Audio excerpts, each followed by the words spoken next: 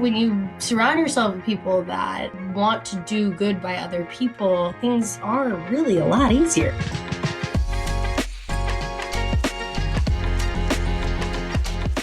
Welcome back to the Troop HR podcast. I'm your host, Taylor Bradley.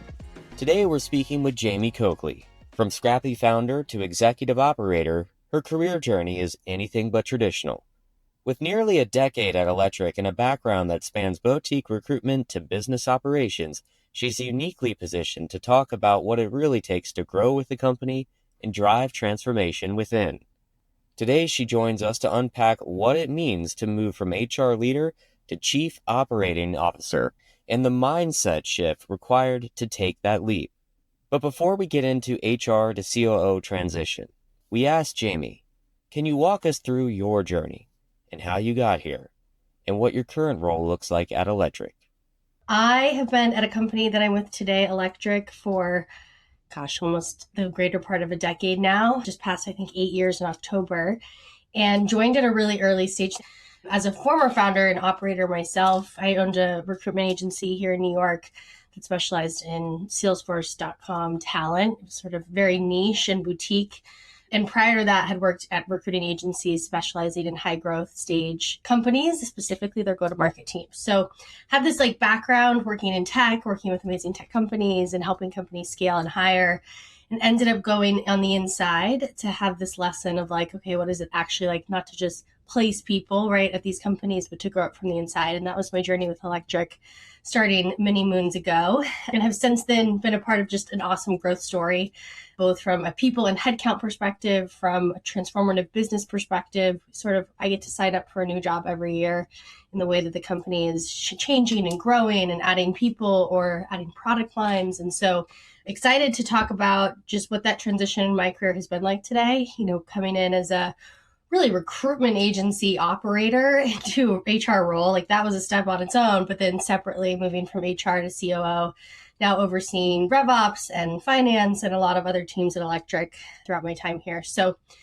yeah, where do we start? Of course, a lot of things I want to dive into that, but let's start with the HR piece. So you went from recruiting world into HR. What were some of the things that were a natural transition? And then where were the areas that you felt, oh, I need to ramp up in these particular areas? Yeah, it's funny what you think the problems will be moving into an HR role, and they're really not that. Everything at the end of the day is a people problem when you look at a business. And I think the sooner leaders figure that out, the better off they are. They're not dealing with just technology and software, maybe more are, even more so today than most. But, the problems we face are with customers or with partners or with vendors and with employees themselves. And so being a recruiter, you're definitely trained to handle and read people. You're sort of, the 1,000 conversations of this person, can they do the job, that you become a master at through that time in that seat. And so I think that was the approach I took as an HR practitioner. I was just getting to know the team and understanding what the problems really were and how do we make things better. And I think my background in operating a business, being sort of like a sole proprietor recruitment agency boutique in New York with 12 to 20 employees depending on the day and the luck we were having, you sort of learn to wear all those hats too. And so I think as an HR person, we are always wearing hats, trying to figure out what our VP of engineering is thinking or what challenges our head of sales might be going through that we don't quite get, or we want to be able to anticipate for them. And just having worn those hats and failed, it was humbling coming in and getting to learn from those people and being a student of hey, you're the best at coding and engineering and building amazing software. I'm the best at hiring or helping you solve an employment issue or talking about comp. Let's lean on each other so that you can be the best leader. So yeah, it was rocky road in some ways, figuring out payroll and benefits. And it's I had done them for my company, but teaching 100 people to enroll, it's a totally different challenge when you've never done it before. And you're the leader that's doing it. So fail fast. I love the many hats in particular because thankfully the listeners can't see. I don't have much hair, so I enjoy wearing many hats. This is great. But let's talk about the recruiting thing. And I think some of the best leaders start their careers in recruiting because, to your point, recruiting never ends, no matter what role you're in the Totally. organization. but you can navigate some interesting conversations. One that I enjoy in a good intake session for a rec is I've heard people say, and you use this keyword, I just want an operator. Jamie, we just Mm. need to get an operator in this position. So taking that keyword here, operator, what makes a person an operator? What are the traits that you would assign to that role? Yeah, such a great question. I think total ownership was the first thing that comes to mind. What's not an operator sometimes? HR partner. Like we can be operators, we can operate within the business, we can move things forward. When I think of an HR partner or business partner, you're like, you get shit done. You don't really get to that job without getting shit done. So, like, a lot of really good ones are really great operators. And what I mean by that is they own the problem soup to nuts. They're able to identify it, even if it's not their expertise, they'll able to take it and run the football down the field and make it happen. It could be anything from like, hey, we need to improve the margin profile on a product line. And then, someone overhearing that, I mean, like, okay, well, who's solving that? Let's get to a meeting. Let's talk about it. And being the person to help facilitate the motion of solving that problem and owning until you get to the outcome. Like that to me is someone who could walk into a hospital and run it the next day. It's like they're asking the right questions and they're solving the biggest problems and the highest priority. Like that's when I think of sort of like peak performance as an operator, someone who gets shit done. But he isn't afraid, right, to lean in and just own the problem regardless of what it is. And to that point, when I've developed HR business partner teams, it's being the one-stop shop. Is if a leader comes to you with a problem, own it, follow through, even if it's not Like, in your I got wheelhouse. you. So Yeah. 100% resonating with me. I like the motto of get shit done. That's a key one. Execution is critically important. As HR leaders adopt this mindset, want to be the operator, what are some things that they should come to know about the business? Yeah. Oh, that they need to have fluency in order to help solve problems to a degree, right? Like I can't go and code or check quality of code, but I know how to figure out if someone's being a productive member of our team. And I'm pretty dangerous when it comes to like the questions I ask and the things that I need to poke into. And I think that's so important is do you understand the business, the roles within it, from the P&L perspective, like having the financial literacy and fluency to understand what's going on. I think a lot of companies show metrics and show different versions of whatever they're presenting at all hands. I always challenge my team, do you actually know what's on that slide? Okay, what's non-recurring revenue? It's like silent. Like, hey, this is the biggest part of our business, like that's the hardware.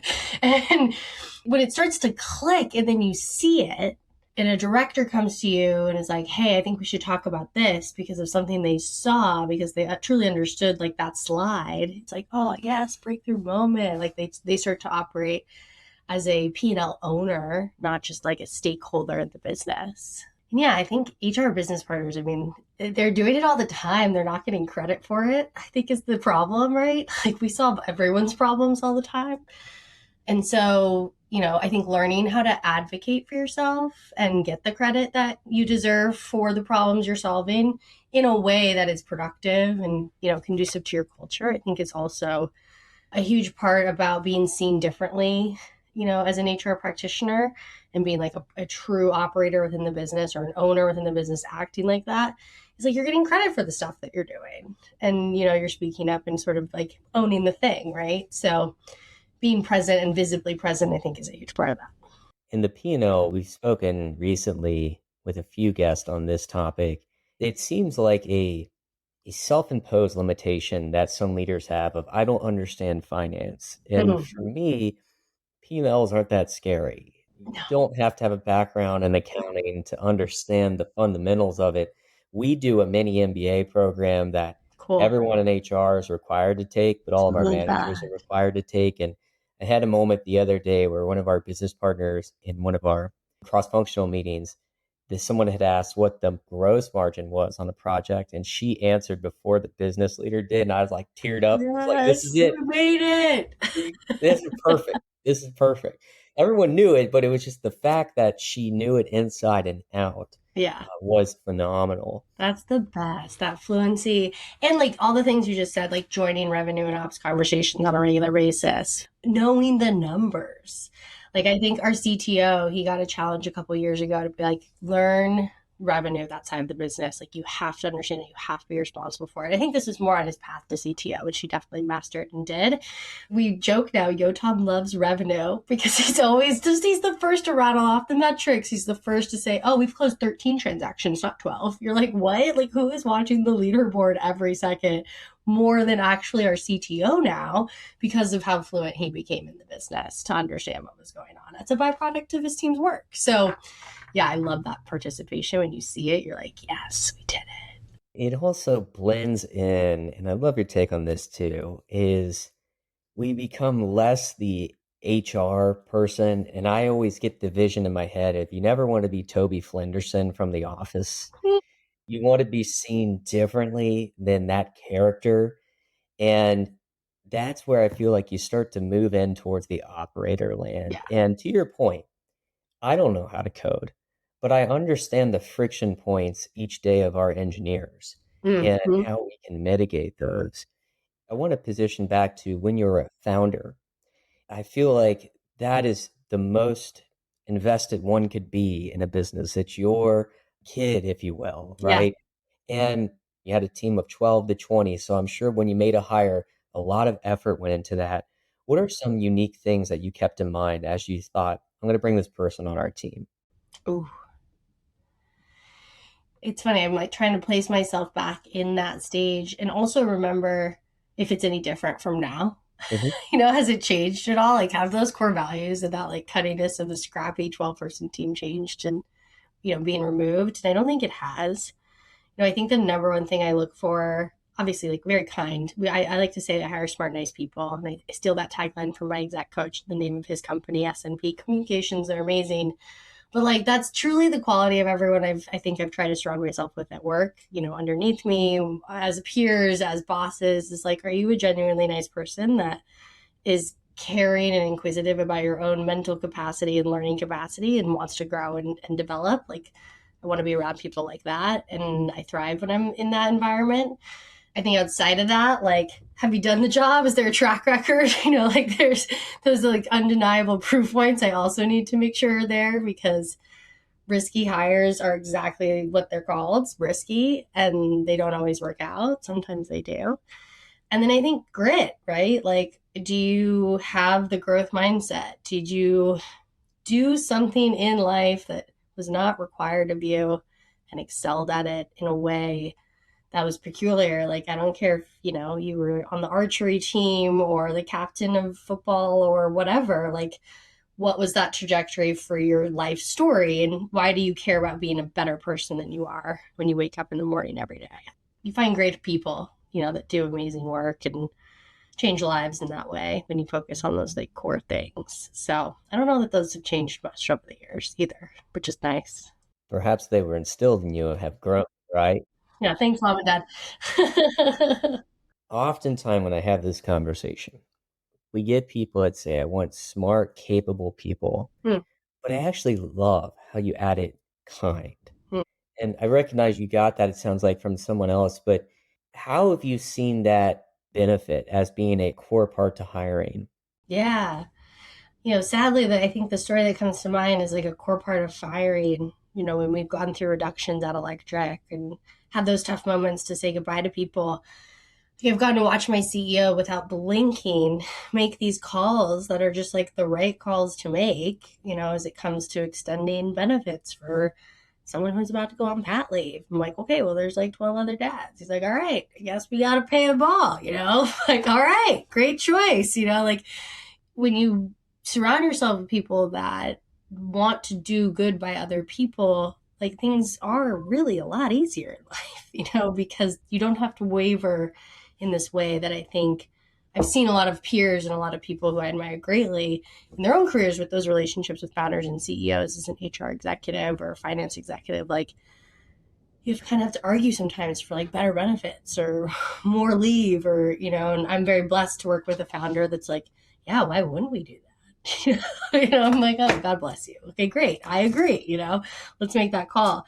And then separately, like what our culture, I think we looked one of these days, someone had started like a channel to help people find jobs on one of those like darker days where we had to do some reductions. And it was this, Ryan and I were in back-to-back meetings. We had no idea this thing was kind of like boiling over. Resumes were being shared.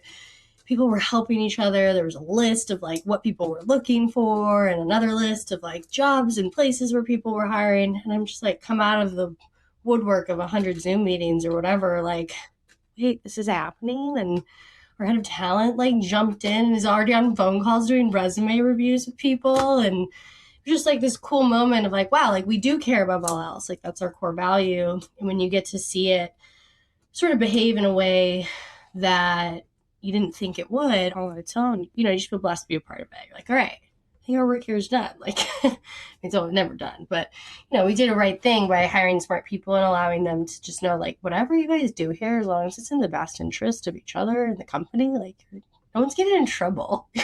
Like, pretty easy when you have that as a North Star. The empathy within that story is understanding that people are going through the worst possible thing you can do in a professional career, right? 100%. Is offboard them. And my lens to that has always been we're putting people in an alumni network, right? Is how you treat them, how you make them feel in these difficult moments is what they'll remember. It's not what you said and those little things, but yeah, like people like offboard immediately. I'm like, what?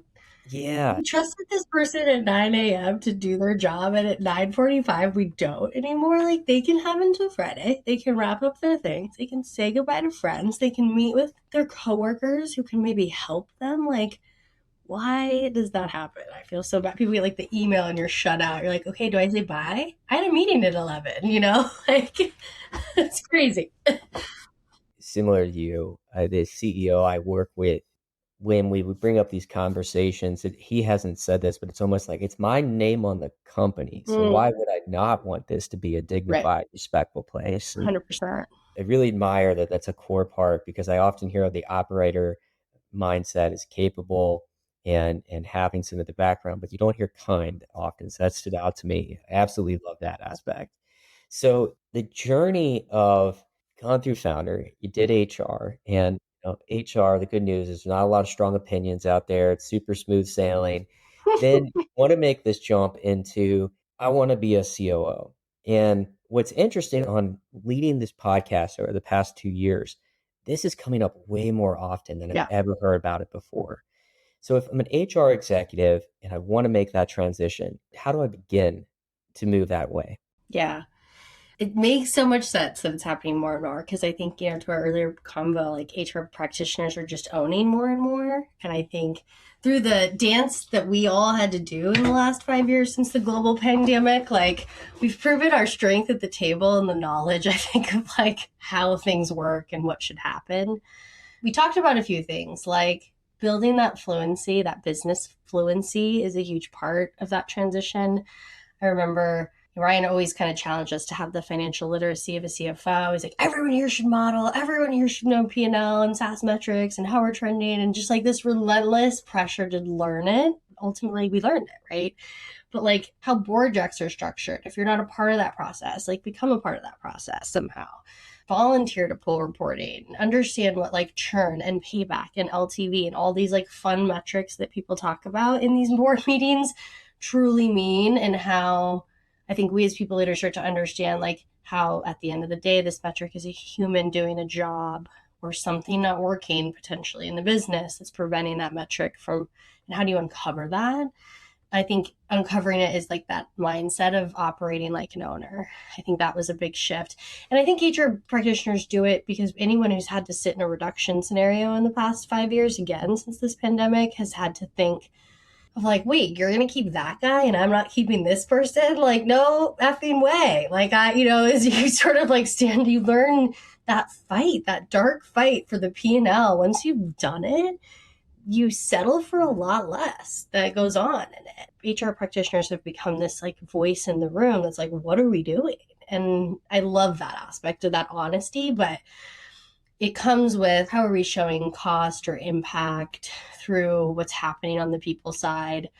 I think people kind of look at HR metrics like what's happening with ENPS and attrition, but it's so much more than that. Like, expense is usually the biggest problem in any business, and the largest expense is payroll. So is it being run in a way that is effective and constantly being looked at and measured? And I think that was a huge transition for me of owning this aspect of the largest expense in the operating plan as if it was my number that I had to defend, and I still do today as a part of that work structure.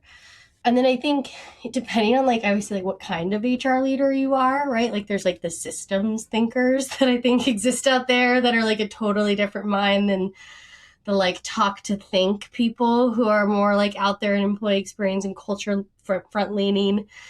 But like, position yourself, right? Like, who are you? Why is that a value add? A part of, transitioning to a COO too is about just, again, that like internal perception. Like, people have to see you as a C-suite, operator or someone who's not just HR for you to sort of like be validated into that path. And so where are you building those relationships and supporting those people, whether it's through things you do own, like incentives or structures or comp planning, to sort of like drive a business outcome from. There's small steps you can take, like just asking a question at your next exec meeting about margin, could unfold a lot of different conversations for you as an HR leader. But if you're not talking about margin, like, you're not going to be in the room present, for the conversations that are happening around it. Certainly, if you don't know it. I mean, cash flow is the lifeblood of the business, Yeah. not EBITDA. But I won't go on a Warren Buffett tangent. Hey, cash is the North Star always. Always, always, always. So the advice that I'm hearing is, even as the CHRO today or an HR leader, you can start to run your org like a COO. Yeah. To understand not only systems thinking, but second order. If we do this, then what happens? Mm-hmm. How does this impact the P&L? And the growth journey that I've been on in my organization has been deeply rooted in HR. But because, to your point, I've taken an extra step to learn the business, you get involved more in operations. Mm-hmm. Now these leaders will come in and say, here's the operational problem, not just like an HR problem. Here's the operational problem I'm having. Help me with this. And this, I guess, not about me, but it's this example of you can take a step in that direction. Yes. And what you said exactly works. Just ask the next question. Ask a finance question. Be prepared to explain why you're asking the question. Yeah. It can really unlock all sorts of potential for you. Yeah. And with that, two final questions as we come in here for a quick landing. Out of everything you've learned on this just incredible journey that you've been on, what's one thing that you wish you would have known at the start that you now know today? I think it's probably took me a little too long to realize how much free advice is out there. Okay. Like, taking advantage of just the power of your own network, the network that they have, and getting as many mentors as you possibly can. I try to sort of fill my cabinet, putting that in air quotes, of people that I'm just constantly talking to about the business, problems inside the business, problems outside the business, and how they approach it. And from all different fashions of industries and levels, but like, the collection of those people has taken time. So get started sooner. That's like a huge piece of advice. Amazing piece of advice. Listeners, follow through on that. Definitely. Final question for you. Sure. I hope it's the easiest. Oof. If people want to reach out to you and get connected with you, what's the best way to do that? Yeah, just email me at jamie@electric.ai. That'll get you there. I love it. Jamie, thank you so much for being on the podcast today. Yeah, it was so great, Taylor. Great to meet you. An awesome way to spend 30 minutes. Appreciate your time. Thank you for listening to this episode of the Troop HR podcast. If you've liked this episode, we would encourage you to like and subscribe. If you would like to learn more about the Troop HR community, you can reach out to troophr.com. In the meantime, keep living the dream.